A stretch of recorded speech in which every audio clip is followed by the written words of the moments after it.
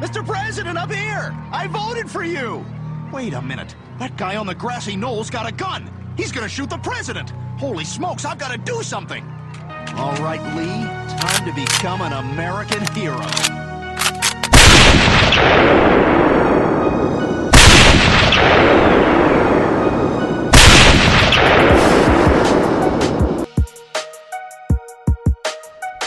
Darkmyths.org and Neopolis Media Group proudly present to you the Lone Gunman Podcast, featuring your host, Rob Clark, where research comes to shine and myths come to die. Stay tuned. Be right there.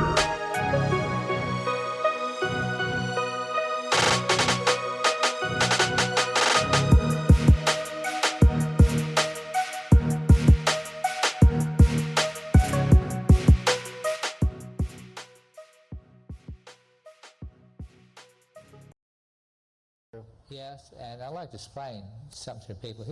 Here you have a young boy. He's 19 years old, and he comes from a small town. A small town anywhere U.S., say, but this was small town Texas. And he wasn't worldly. He hadn't been a lot of places. He never had been on a plane, go somewhere. He really didn't know very much. He was just a kid. And he was taught that everybody's your friend, and what everybody says is the truth until they prove to you that you can no longer believe them. That's the way I was then, but not anymore. And I know sometimes it may be hard for someone to understand how you could be so naive and how you could be into something. Well, all I asked somebody to do, I said, just walk.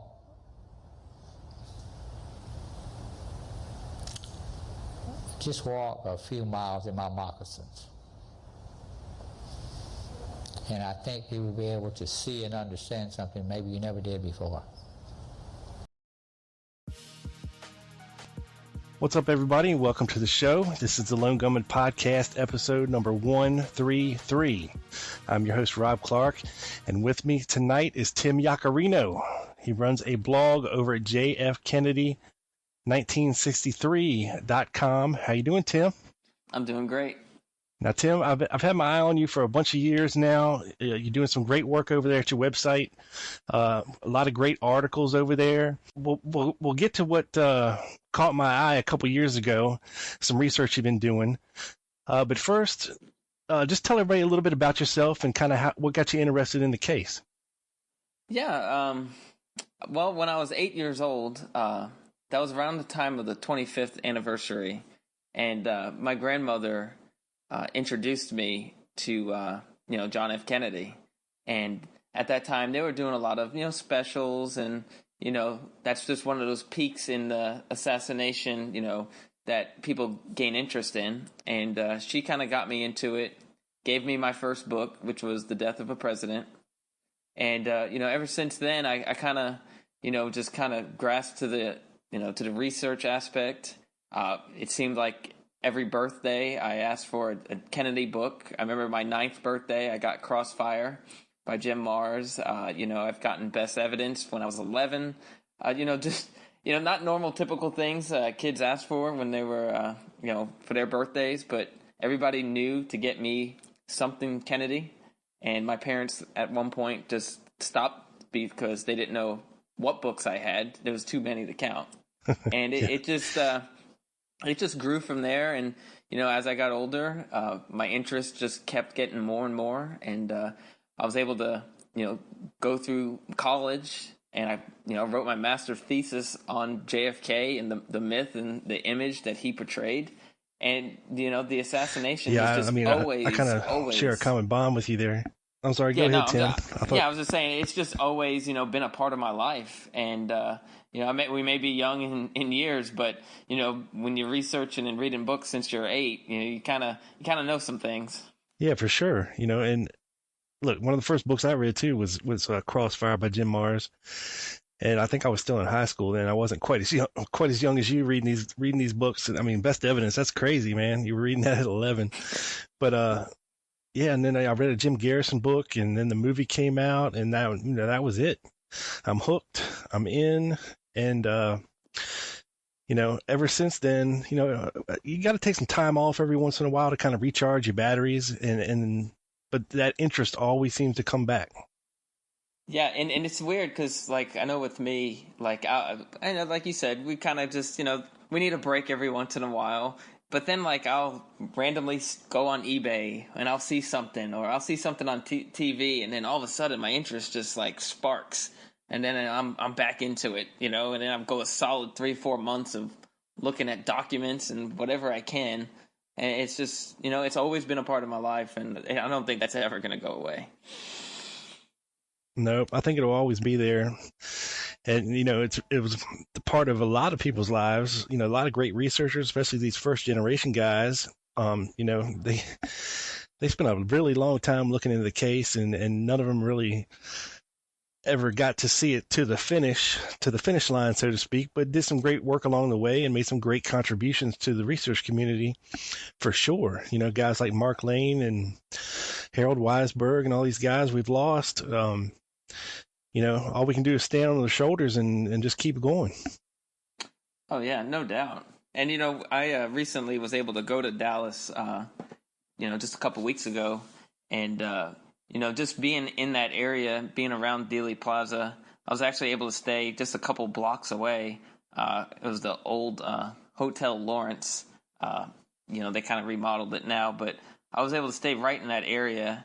And it was a Saturday. We went down, and I took my family, and I noticed that so many people were there, hundreds of people.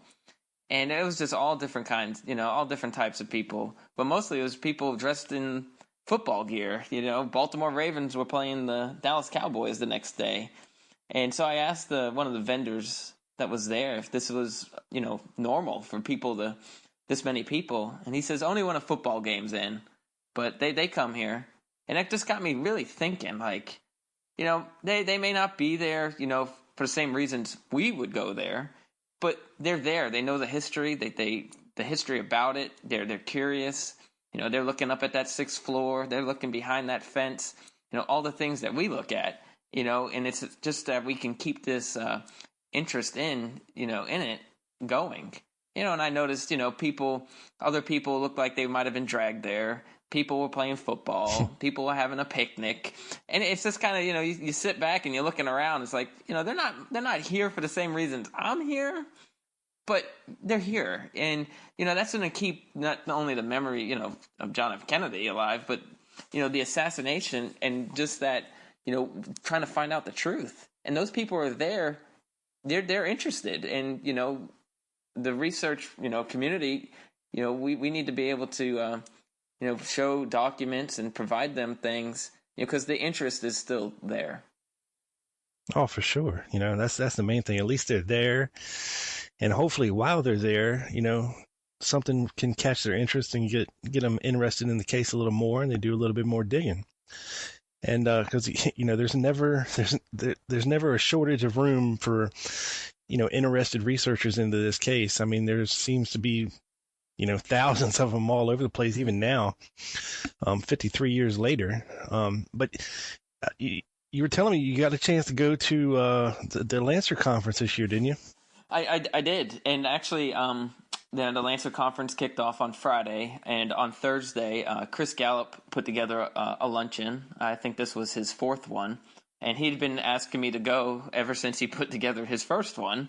And finally, I was able to go to it, and I was looking forward to it because it was going to be in a laid back atmosphere. It was at at a restaurant, and it was more one on one with the presenters that he had, and you got to you got to meet Gary Shaw, and you got to ask him questions, and it was definitely a laid back atmosphere, but at the same time, I learned some things, and it was a great way to kind of just kick everything off, and then going into the Lancer conference, they had a bunch of great speakers.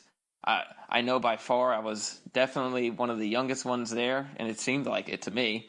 I'm 36, but sometimes when I wear a hat, I look like I'm 17. And but I was sitting there and I was taking it all in, and the biggest thing that I got out of it was documents. They did a 2-hour presentation on documents, and that's going to be boring to a lot of people. But the documents is where, these little, nuggets that we can find, they're in it. And I mean, a lot of people don't want to take the time. They just want to, assume things and make these claims. But unless you have that, piece of paper, that document to kind of back everything up, I mean, you really don't have a backbone to what you're saying. And that's the biggest thing I took away. And in my notes from the conference, I can't even count how many times I wrote down primary sources, because that was just the thing I just kept hearing over and over again. Yeah, it's definitely important. And look, just as an example, a friend of mine has been on the show a bunch of times, Carmine Savastano. He's the author of Two Princes and a King. He spoke at Lancer this year. And just today on Facebook, he posted a link on his blog where he wrote up a little story. He found a document pertaining to Guy Bannister, whether or not, this is a CIA internal memo, basically examining whether or not they could use Guy Bannister as an asset, where they kind of investigated him and they kind of approved it from like 1960 to 62. But then from further working with him and further investigation into him, they determined that he wasn't very successful at what he was doing, and they ceased all ties in 1962 with Guy Bannister. So, when people want to say, okay, well, maybe Guy Bannister was working for the CIA, therefore, if Oswald was working for Bannister, then by proxy, Oswald was doing work for the CIA, this and that and the other. But now we have a document that clearly states that Guy Bannister was not working with the CIA after 1962, which is, important. But yeah, man, things like that definitely much more needed in the case. I think down the street there in Dallas, there was a conference going on, and I don't think many documents were being shown down that way. No, and that's the thing, about that other conference too. We do have two conferences going on, and they make claims, and I think they just, I don't know if they just lack the effort or time, but maybe if they claim some of these things and they had a document to back it up, I might listen a little bit more. But when people are just making claims, it's hard to really pay attention to them, because they can just say whatever they want, and that's just like me. I can say whatever I want, but unless I actually have something to back it up, nobody's going to believe me. Yeah, I was watching the great debate of this year between Roger Stone and Gerald Posner, and I didn't watch all of it. I just couldn't bring myself to do that, because I really don't like either one of them very much. But I just knew with that guy, Roger Stone, representing the conspiracy side of things, that there was going to be some major guffaws, and I figured Posner would tear him apart pretty easily. Because, say what you want about Gerald Posner, I read his book, Case Closed, and, he knows a lot of the story. He knows a lot of the facts surrounding the case. The problem is he just doesn't tell you everything. He cherry picks. But, to hear Roger Stone sit up there and say that Judith Mary Baker, testified before the Warren Commission, and to see Gerald Posner sit over there with a shit-eating grin on his face and then just pounce as soon as Stone was done talking, it's unbelievable. Yeah, that I only watched some of it, but even the part that I heard, he said that the movie JFK helped get the House Select Committee going. Well, you're off a few years there, buddy.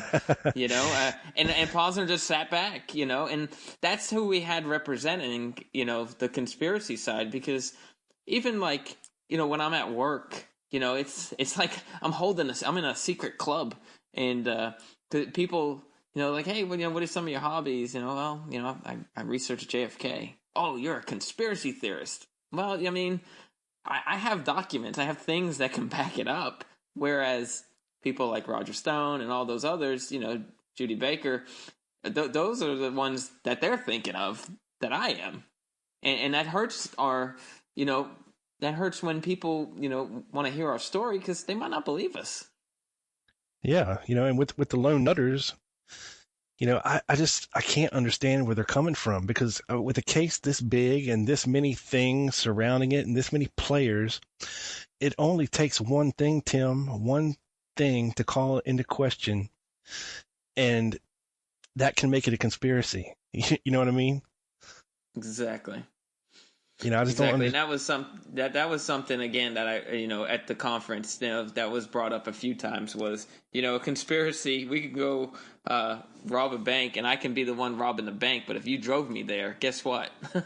You're a conspirator. You're in it. And with this case, there's just too many documents that show that others were involved. Yeah, I mean, sure, people like to point to the CIA, and some rogue elements, of the CIA may have been involved in the assassination, but, as a whole, I mean, look, they had a lot to cover up back then, as, when it comes to like their, assassinations on foreign leaders, and what they were trying to do in Cuba, and, kind of some underhanded, dirty business that they didn't want made public. And, even people with knowledge of this, like, the president and RFK, kind of knew what they were doing. But the public didn't. And that's the big thing. And that, I think, accounts for a lot of the cover up that we have, at least coming from the CIA.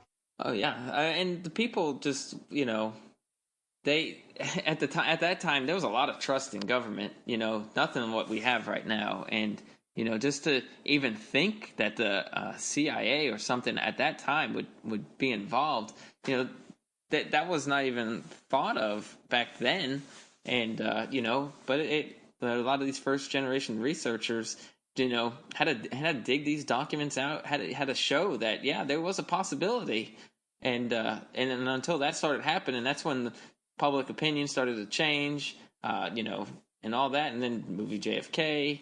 And things just started turning, and now, as we see, we have documents, and next year, even more from the CIA is going to come out. Yeah, we're about to get a whole lot more. The question is, who's going to sift through them all and find all the gems hidden in the haystacks? It's not like it used to be, man. When people had a lot of time on their hands, I'd love to go sit in the archives for days and days and days and days and just pour through documents, but it's just not feasible, Yeah, I was able to, when I went to Washington, when I was writing my thesis was on JFK and the myth that he created and Jackie created. And so I actually got to go to the archives, and I spent a day there, and I probably could have spent, like you said, I could probably spend a month there. And it's just so much that you can look at, because I started I'm looking for my thesis, but then I'm like, oh, wow, maybe I could pull up this paper, or maybe I can do this. And then I started venturing off what I was actually there for. And, you kind of have to zero in. There's just so many to kind of sift through. Oh, for sure. And, now we got guys like Michael Best and that one archive.neocities.com, where he's sitting at the Crest computer all day and just dumping millions of files out online. Yeah. I mean, that's awesome. Oh yeah, that's what we need. We just, those documents are key, and we just got to find time to look through them all. Yeah, I mean, he's dumping all kinds of stuff, not just JFK either. I mean, there's a ton of stuff, but some of the stuff that he has dumped, are some things I've never seen before. When certain people like Thomas Beckham, I think he re-indexed the Weisberg archive, which is kind of cool. It makes it kind of easier to find stuff on there. So there is good work being done still, and hopefully next year we get these files released, man, for sure. I'm gonna be mad if Trump somehow blocks it. But hopefully he doesn't. I mean, Hopefully he doesn't. he shouldn't have a problem with him coming out. Hillary, I could see doing some shit like that, you know. Yeah. But I think we're okay with Trump. So, all right, well, let's get into a little bit about this article, man, because I saw it like a couple years ago, and it really piqued my interest. And you've done a lot more work on it since, and kind of re-released it this year. So let's get into it and tell everybody a little bit about the Acme. Was it Acme maintenance? Yeah, Acme building maintenance. Acme building maintenance. Yeah, just to kind of give a little background, again, sifting through documents, just reading statements. I was always big into looking at what people wrote early on in those first statements that they gave. I felt like their memory was more fresh of, what was happening. So I was reading just different employees of the Texas School Book Depository, and Eddie Piper came along, and I was reading his, and, he was the janitor at the Texas School Book Depository. And in his statement, he states that, he usually left at around 6, 7 o'clock. But after he left, a company by the name of Acme Building and Maintenance would come into the building. They had keys to the building, and they would work overnight. They would stay. They would clean the other floors. And they had access and keys to the building. They were, I was surprised. I was like, wow, that was very interesting to me. I'd never heard of this company. Didn't know somebody had access to, the building possibly the night before. So I kind of looked into the company a little bit more and try to see if anybody else made statements. And Roy Truly, the superintendent, he not only said they had access, again, he says, well, 2 men came in every night and they had keys to the building. And, they worked overnight, pretty much saying exactly what Piper said, but saying that, 2 people would come in, keys to the building, and they were there the night before the assassination. So that kind of just blew me away a little bit. Like, wow, here we got 2 people, stating about this company. So I was like, all right, well, I'm going to look and see if there's anything in the Warren report. Well, of course not. And, so then again, that just kind of piques your interest a little bit more. Like, could this company who worked overnight maybe, set up a sniper's nest, maybe had everything, in place, ready to go?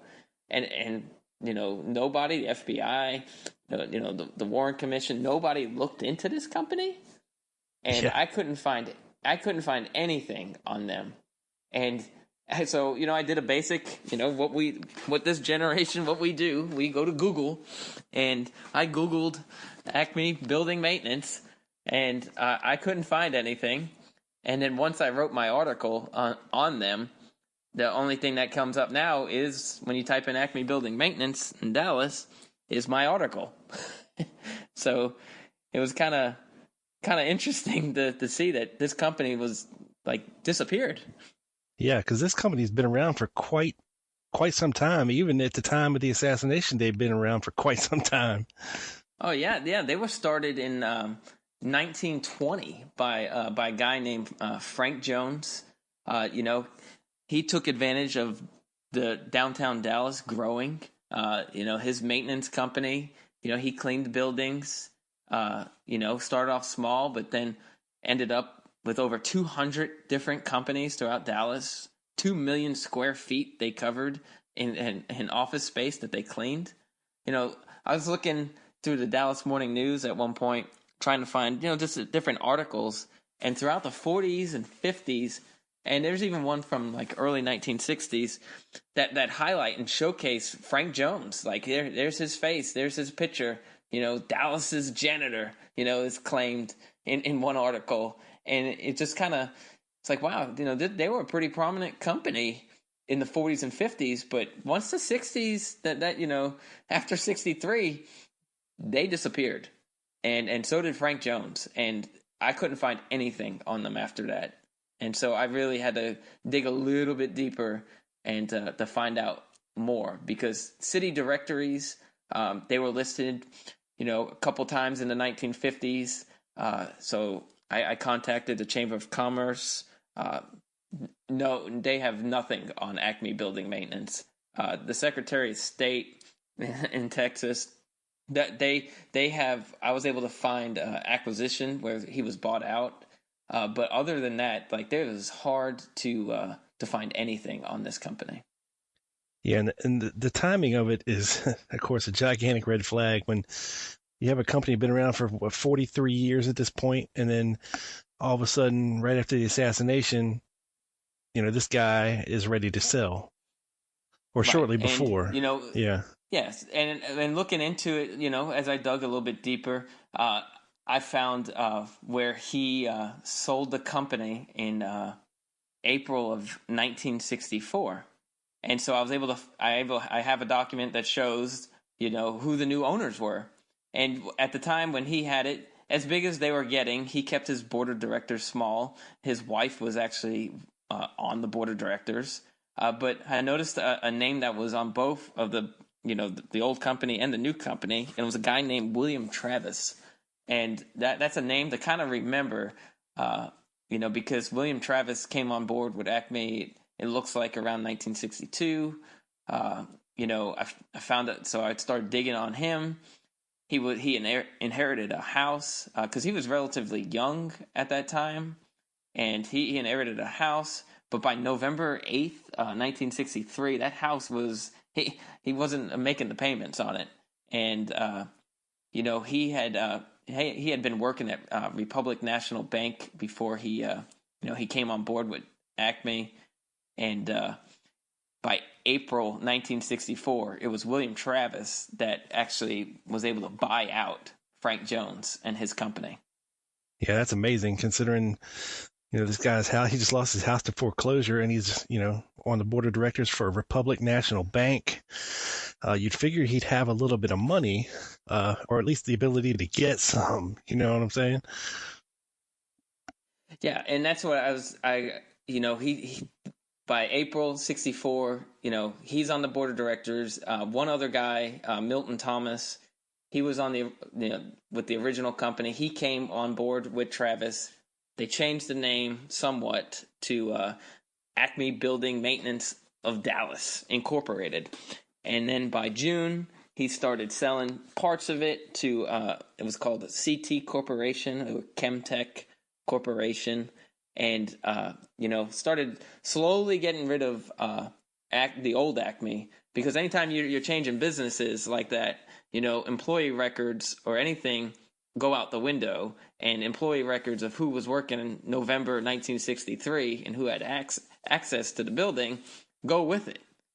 And that's what really started just getting me going a little bit more the more I found out about this company.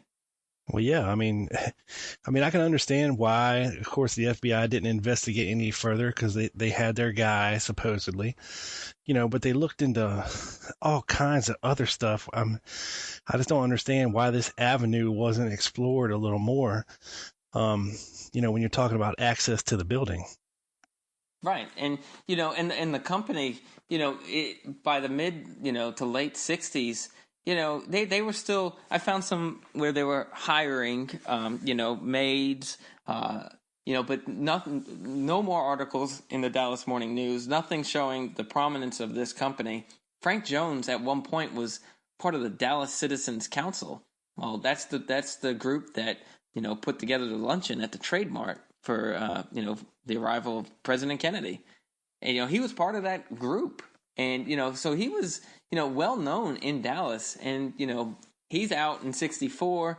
By 68, the company's going away.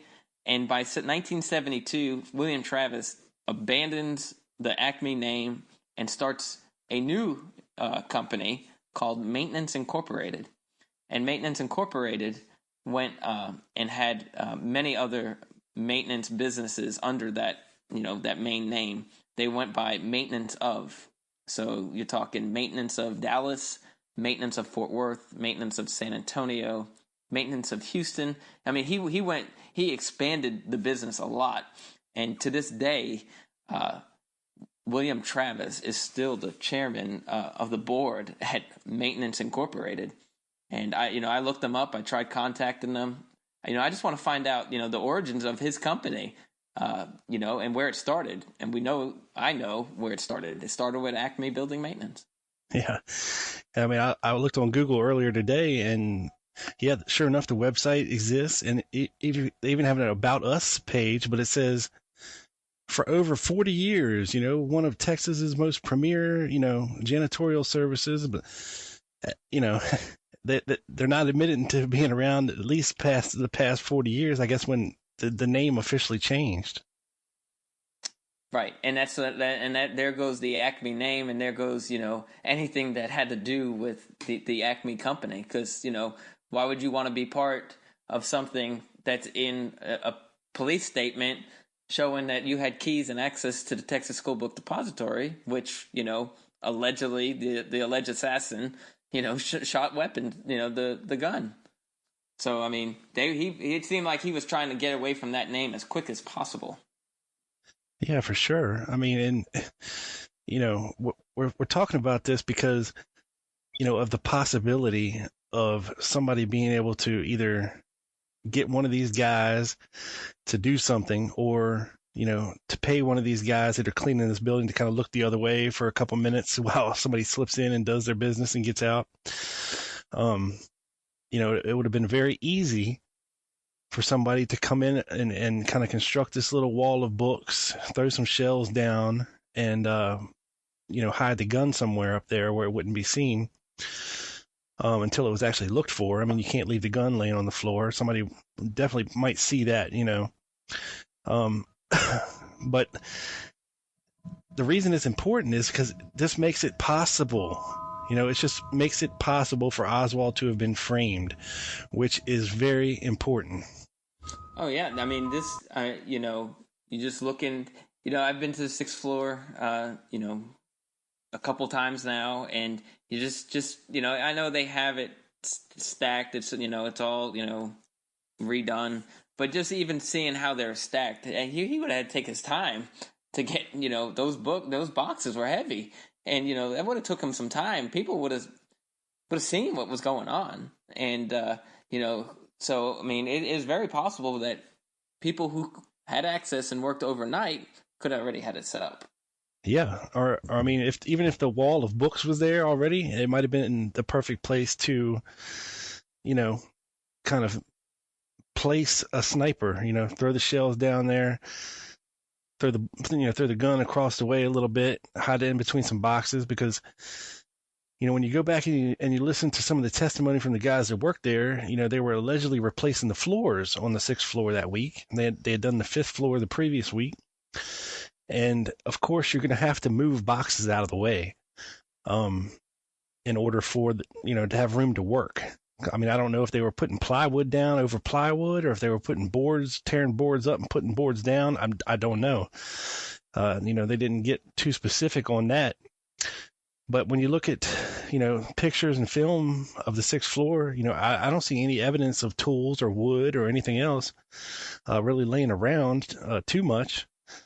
But apparently that's what they were doing. Bill Shelley, the miscellaneous manager of the School Book Depository, with his ominous title, was leading this crew of Billy Lovelady, Danny Arce, Charles Gibbons, Jack Doherty, a few other guys, and that's what they were supposed to be doing, was laying new floor. So you can imagine, that the walls that the books are going to be stacked up, nearer to the walls, nearer to the windows, to allow them to work. And it would have provided perfect cover, to put somebody up there that would have the opportunity to shoot from that general direction. If you were actually having somebody shoot, for instance, from the Dow Tex building, then the trajectories would kind of line up right. I'm still not 100% convinced, Tim, that anybody was up on the 6th floor shooting a rifle. Yeah, and I was always unsure of that. And then when I found the company, the Acme company, it kind of was putting everything together for me that, yeah, you know what? They could have set this all up the night before and had everything ready. Because even where they found the rifle, that was on the other side of the floor. I mean, placed in a spot. I mean, he for somebody who was short on time, to get down to that lunchroom, he that was a long run across, and to be able to place something in there, it really kind of put, finding this company kind of really put that belief in me that, what, this could have been just all set up the night before. Well, yeah. I mean, this also gives us a couple more questions, because we know that the rifle was ordered under an alias.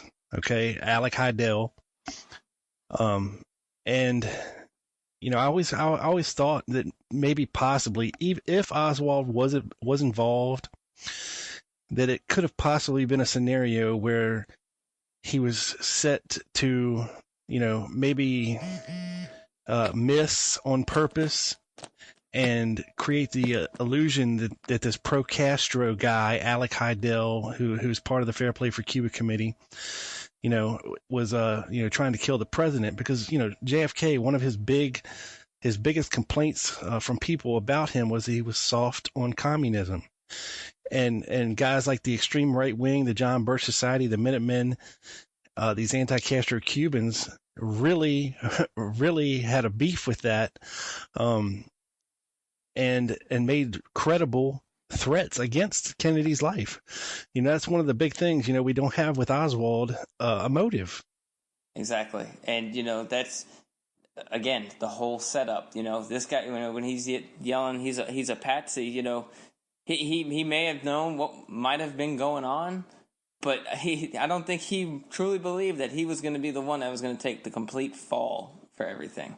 Yeah. And, something else with the rifle, of course, we have Wesley Frazier saying that Oswald brought this package into the school book depository, but that it was only 2 feet long. And even broken down into its smallest parts, the Carcano was still almost 3 feet long, because it had a very long stock and a very, very short barrel, because it was actually made to have a bayonet mounted under the barrel. And of course, you can't stab somebody if you have a super long barrel on the end of the gun. So even broken down, it still wouldn't have been anywhere near 2 feet long. And, we have Jack Doherty from that day saying he saw Oswald come in the building and he wasn't carrying anything.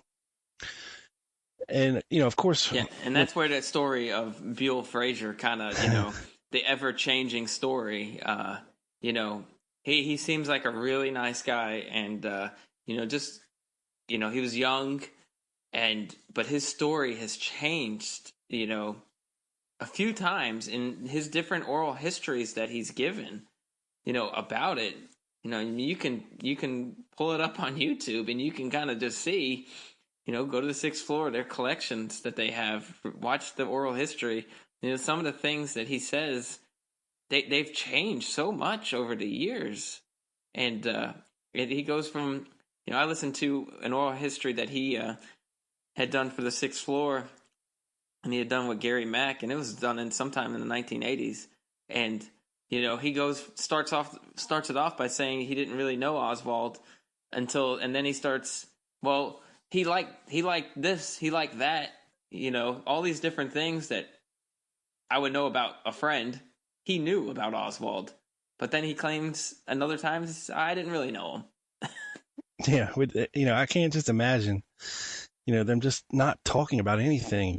Here you have, Lee Oswald, he's a young guy, he's 24, he's seen the world, he's been to Japan, lived in Russia, has a Russian wife, got kids already, and been in the Marine Corps, and now he's back in Dallas, but yet Buell seemingly would have no interest in either asking him questions, or Oswald would have no, because, Oswald always seemed to me a little bit of a braggart, like I've been there and done that, so he would kind of be the guy that, oh yeah, when I was in Russia, blah, blah, blah, blah, blah.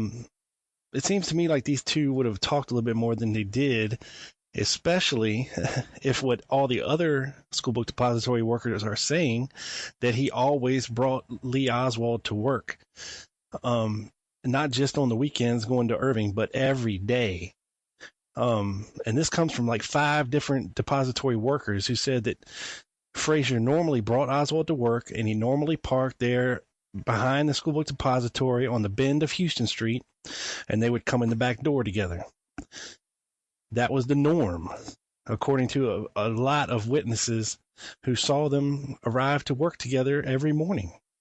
Yeah, and and that just goes to show you that, you know, how his story changes. You know, a thing that I learned also was that there used to be a lunch truck that would come out, you know, in front of the depository, and, you know, some of the guys would go out there to eat lunch. And, you know, Buell says that, yeah, you know, Lee didn't go out there too much. I hardly saw him, and I'm not kidding you. Like 5-10 minutes later in the interview, he knows exactly what Oswald ate from the lunch truck. Wait a minute. You just said you never saw him out by the lunch truck, but you know exactly what he would eat?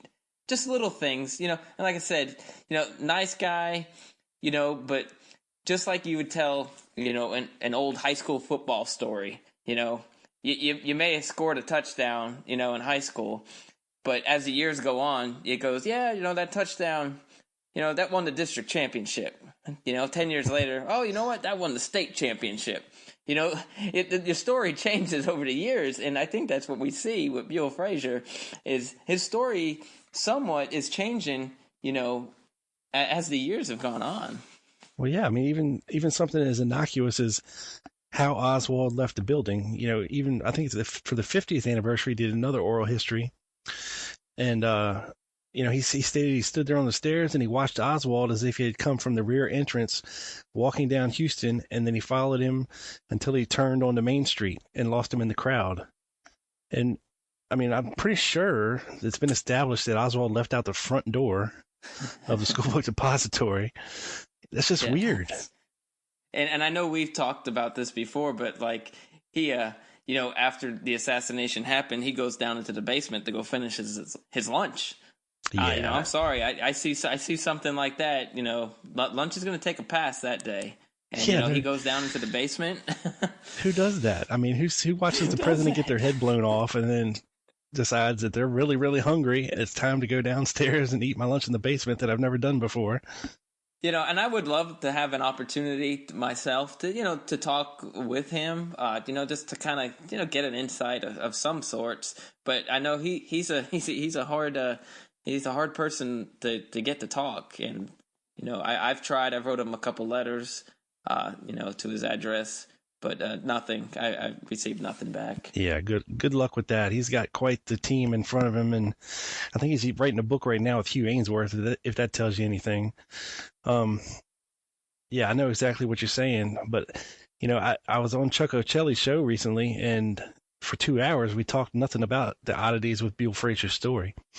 And actually that conversation kind of piqued the interest of some big willies down around Dallas and associated with the Lancer conference. So hopefully, if it didn't happen this year, hopefully, you know, in the near future,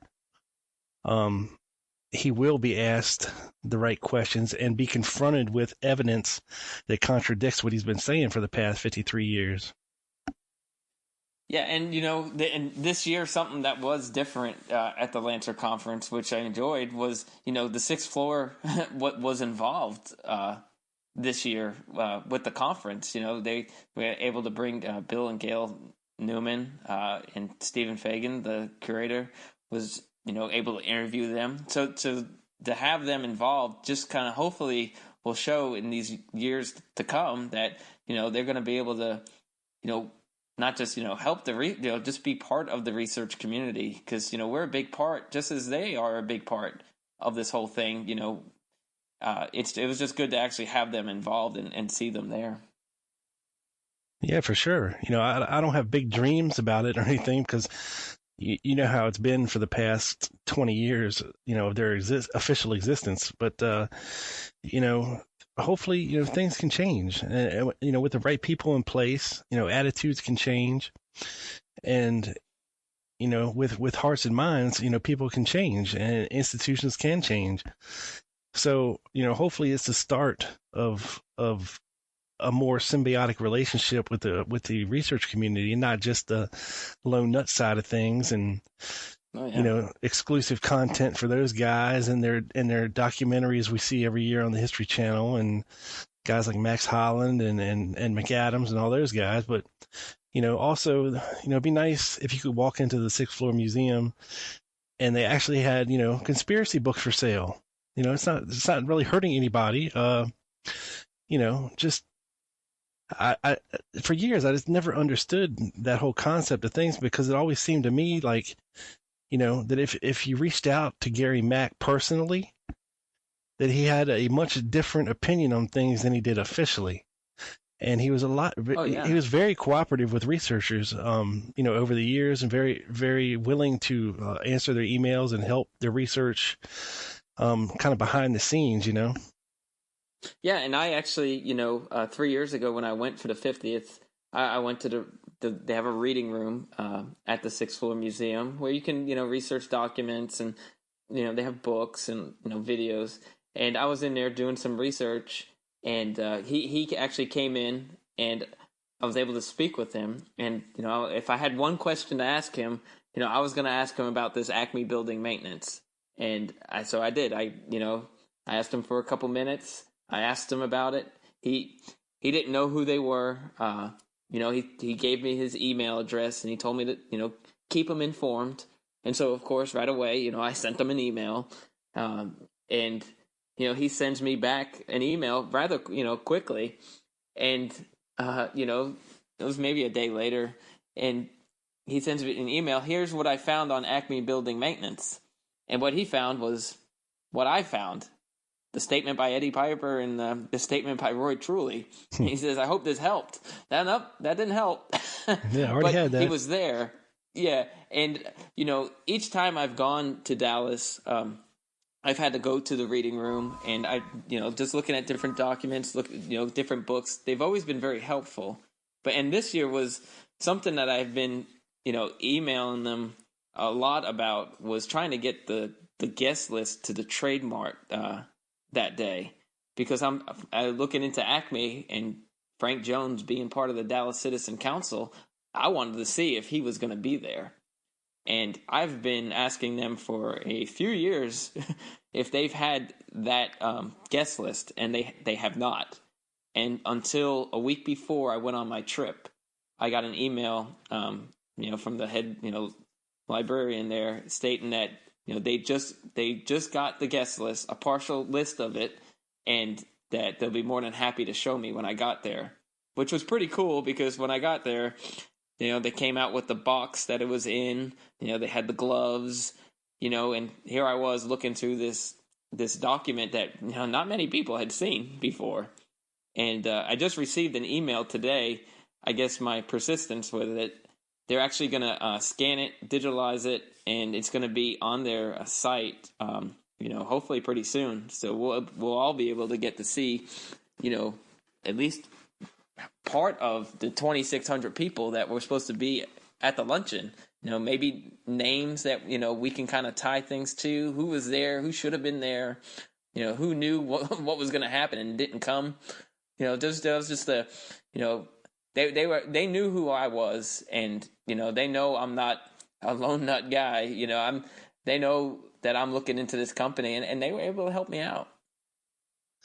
Well, that's very cool. And you know what, Tim, a lot of people that listen to this show live in Dallas or have at one time. And, so I would put a public plea out there now to guys like Steve Rowe, who's kind of a Dallas historian, and some other folks.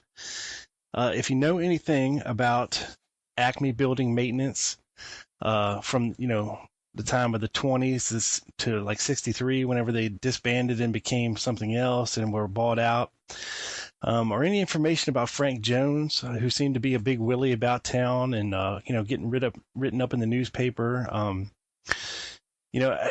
just get in contact with Tim. And what's your email address that they can do that? Yeah, the email address is, jfkennedy1963@yahoo.com. And if they go to the site, there's a contact button they can click on, and they'll shoot me an email as well. That makes it real easy. And they can follow you on Twitter at under the same handle, right? At jfkennedy1963. That's correct. See, that makes it easy. You're all across the spectrum with the same handle. Just trying to get, we're the new, I guess you could say the new generation of researchers. We have the computer in front of us. We have the documents that are scanned, so I'm just trying to, I started this site, looking into different things. It's kind of morphed a little bit, I guess, as I've grown up, I guess you can say, in my writing. I try to show different sides to things, different perspectives. It's not all, about documents. It's about his memory because, bottom line, John F. Kennedy meant a lot to a lot of people. And, that hope and promise that he had, my grandmother included in that, they believed in him. And, I just try to show within some of my articles what's missing, what we lost that day, and how we can relate it, to now and how we move forward. Yeah, I mean that sentiment is very apparent when you talk to older folks. Even like I think my parents were in high school when John F. Kennedy was assassinated, and look, my grandparents are still alive. They're like 92 years old. They remember very vividly that day and what it means to them, and about what happened, and that's why I encourage everybody out there. I'm sure, Tim, somebody out there knows the answers to your questions. It's just a matter of finding them and them being able to reach out. Because, there's lots of people lived in Dallas. Lots of people knew about this cleaning company. And, I was thinking earlier today a little bit more about this cleaning company. It's not out of the realm of possibility that this cleaning company could have had ties to like organized crime. Because a company like that has to put bids in, to get jobs. It's not out of the realm of possibility that, they could have been greasing some wheels or, giving some kickbacks to others who greased wheels for them. You know what I'm saying? Oh yeah, no doubt. And, that's just another one of those aspects we don't know about this company. I had the address, to the company, where they were located. They were located at 1901 Laws Street in downtown Dallas, and it wasn't too long that I was able to find out that that building was demolished, and it's a parking lot. And when I visited Dallas this last time, I was like, I need to go see. I just need to see where it's at, and it's a parking lot, and the Dallas Aquarium's nearby, and it's actually maybe a 7-minute walk to the Texas School Book Depository, because that's where we walked from. And it's just, that company was around long enough, like you said, that, there's people that are still alive that worked for them, were maids, who knows? They did something. A company that has over 200 businesses, in downtown, prominent businesses. We're talking, banks, Texas Instruments. We're talking, big names that were in Dallas. So I still believe that there's people, around that know something about this company. And that's what I'm looking for. I want to know the background to this company. Yeah, or even worked for him, or knew who was actually cleaning the school book depository, or if they themselves were, doing it.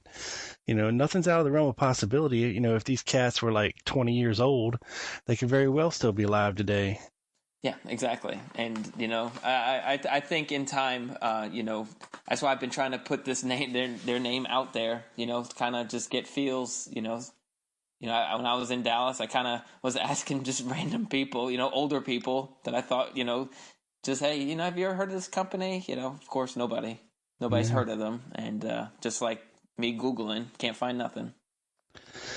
Yeah, well, trust me, there's a lot of folks down there that know Dallas like the back of their hand, and they can get all kinds of crazy information about stuff that it's very, very hard to get. So, like I said, people out there, if you know anything or you can do some digging and find out anything more on Acme building maintenance or Frank Jones, make sure you shoot Tim a line at jfkennedy1963 at yahoo.com for sure.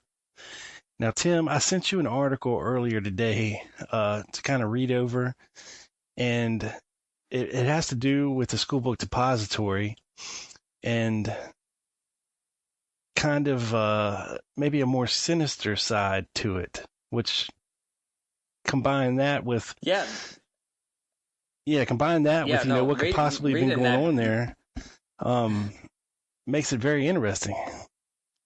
Oh yeah, when I saw that and I started reading it, I couldn't stop reading it because it just, you know, you're reading it and things are just starting to like, make sense. A lot of things within that article, and it just kind of just again, like I said, fuels that fire, and things. A lot of people don't want to believe it, but that building is central. It's key, no matter what. Whether he shot from that building or not, that's where they looked. That's where they found apparently the gun. Something was set up there. Something happened within that building, whether overnight or that day. So knowing more about the inner workings of that building, before the assassination, was very interesting to read. Yeah, because I mean, it's central to the story. I mean, we know, of course, D.H. Byrd owned the building, and I think it was set up for an air conditioning company for like 20 years that went up belly up, and then it was like a grocery warehouse after that, up until the early 60s, and then I believe it just sat vacant for a year before actually they decided to merge the operations of the publishing and the warehousing of the books all under one roof.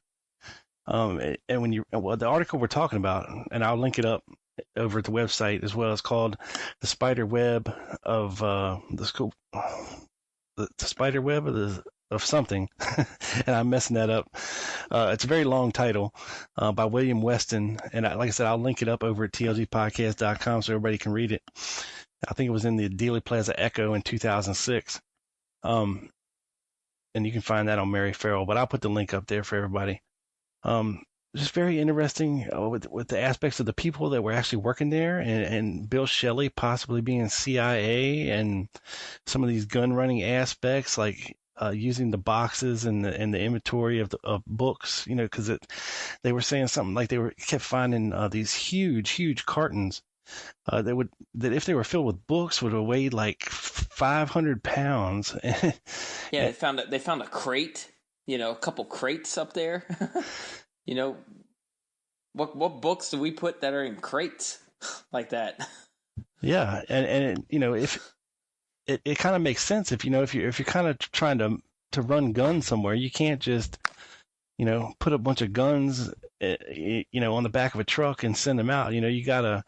It's gotta be like a movement, and a lot of these people, even if you throw Jack Ruby into the mix, and Klein Sporting Goods, it's, you got, Chicago comes up, you got stuff being shipped out of there. So a lot of these publishing companies are housed there, and, it makes sense. I mean, they're shipping books, all over the United States and the world. And it's not out of the realm of possibility, people, that something a little more sinister could have been going on here. Because, we have Jack Ruby in the late 50s, running guns down to the rebels in Cuba. And he even approached, I think his name was McCown, he was a good friend of Castro's, and tried to send some Jeeps down to there, or was trying to. But McCown didn't want to mess with him because he kept promising McCown money, and he wanted a letter of introduction to Castro, and I think he told me he would give him like $25,000 for it, but Ruby never came through. And of course, that name, comes up again because I think they talked to him for the HSCA, and McCown claimed that Oswald came there with another man and tried to buy 4 hunting rifles for like $10,000 that he could have just bought at Sears or something for like $100. But he said he swears it was Oswald, and then he thinks that if he would have sold these guns to Oswald, that it could have been easily traced back to Castro in Cuba. So very interesting circumstances going on there. But yeah, I thought it was interesting, to hear from, one of the publishing house workers there. I think his name was it Kaysen? And about his son and how they were, in the process of they didn't really want to move the offices from the Dow Techs over to the other building because the other building was kind of in bad condition. But at least in the new building, they would have like heating and air conditioning, things like this. So that they were kind of stoked about that. And this kid would go over there with his father. While they're building the office over there in the school in the Elm Street building. Just a lot of stuff. About when they were opening, kind of starting operations there. I think it was in March or April of 1963, and then as I think they got more up and running somewhere around August and September.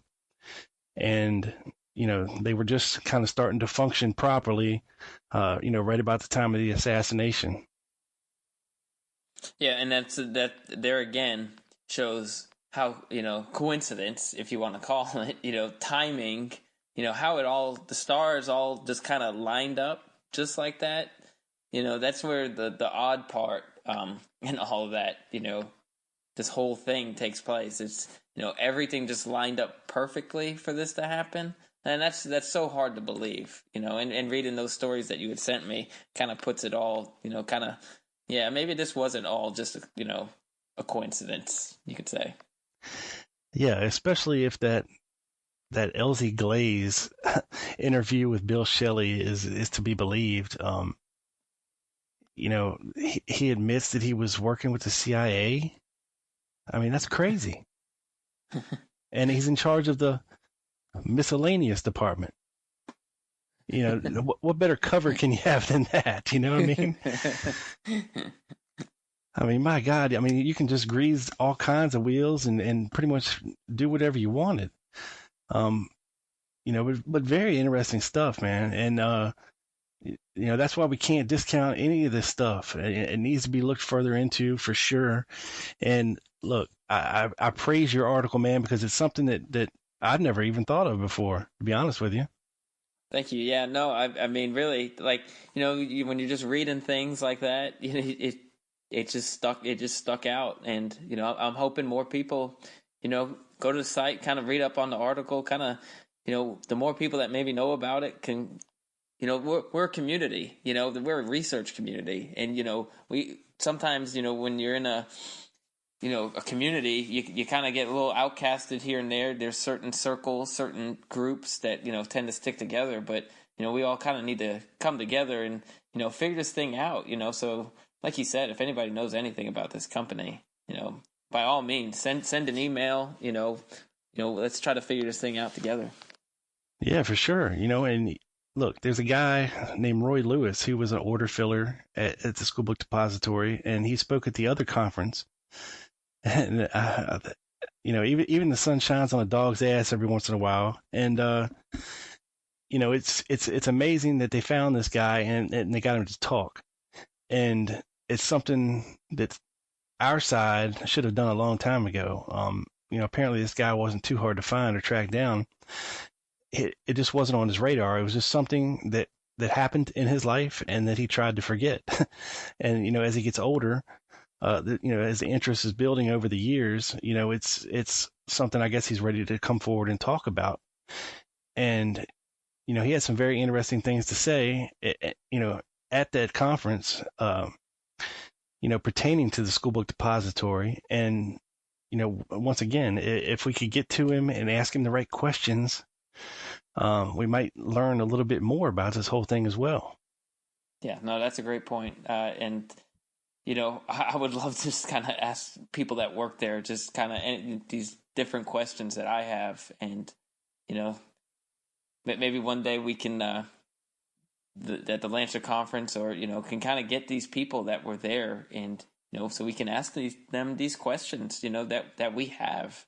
And instead of, people that, are thinking JFK, the movie JFK got the House Select Committee going, So let's get the right people asking the right questions. Yeah, I can't believe that nobody ever went and talked to Bill Shelley. He died in 1996 in Irving, Texas. Yeah. You know what I'm saying? And I think William Weston tried to interview him, and he pretty much told him, hey, he said, look, I've said everything I'm going to say on the subject. If you want to know what I said, go read the Warren Commission. I mean, maybe at one point in his life, he was a little bit more willing to talk. But he was 70 years old when he died in 1996. And there's not many other people that I'm even aware of that are left alive that worked there other than Frazier and Roy Lewis. Nobody seems to know what happened to Bonnie Ray Williams, or Harold Norman, Charles Givens. We know Lovelady's dead. Nobody seems to know where the hell Jack Doherty is. Eddie Piper's dead because he was old then. We're running out of time to get to the bottom of things from people that would know, the answers to these crucial questions that we do have. And then, of course, getting to talk or agree to an interview is a whole other thing. And I would hope, some of these researchers we got in Dallas, to try and track some of these guys down, because I think it would be, fascinating to hear a lot more from Amos Ewens, who was like 14 or 15 at the time of the assassination. I know he's still around, and some things that he saw, he was there, from people who were there and what they saw. It's very important that we get these people interviewed by the right people and ask the right questions. And, time is our enemy, Tim. It is. And that's why we have to, keep pushing forward. Just kind of, we can't, we can't stop, because once we stop, then this whole thing stops. So, we've got to keep carrying it on, from those first generation researchers to second to, to us. And, we've just got to keep pushing. Oh, for sure. Well, look, man, I had a great time talking to you, and we got to do this again sometime. You're my new best friend. I think I've talked to you more than anybody else this week. That's an inside joke, people. You'll never know the truth behind it. But yeah, man, I appreciate you coming on the show and talking about your article and, future work. I'm definitely going to invite you to come back. And look, people, there's more than just this one article over here at this blog that Tim does. A lot of great articles. Make sure you check it out. Tim, thank you for coming on the show, my friend. No problem. You hang on the line for me. Everybody, for more, I'm going to put links up to the William Weston article, to Tim's website, and all kinds of other stuff we talked about here today over at tlgpodcast.com. That's it, people. This sumbitch is in the can, beamed up to the satellite, down directly to your ears, people. This is your boy. Peace.